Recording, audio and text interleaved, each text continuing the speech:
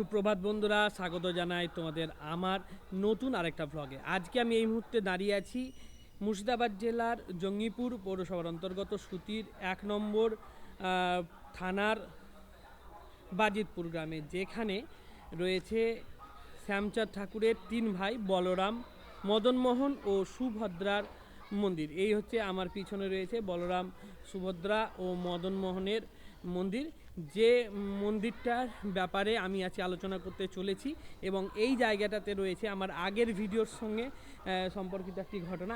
কিছুদিন আগে আমি একটা ভিডিও পাবলিশ করেছিলাম, যেটা হলো শ্যামচাঁদ ঠাকুরের বাড়ি গিয়েছিলাম, সেখানে শ্যামচাঁদ ঠাকুরকে দেখিয়েছিলাম, শ্যামচাঁদ ঠাকুরের সেই জায়গাটা দেখিয়েছিলাম, কী তার তথ্য বৃত্তান্ত সম্পূর্ণ বলেছিলাম। আর আজকে আমি এসেছি সেই শ্যামচাঁদ ঠাকুরের অরিজিনাল বাড়ি বলরাম, সর্বেশ্বর এবং মদনমোহন মন্দিরের এখানে, জায়গাটা হলো মুর্শিদাবাদের বাজিতপুরে। ভিতরে যাব, ভিতরে গিয়ে আমি তোমাদের পুরো যে তথ্যটা সেটা জানাবো।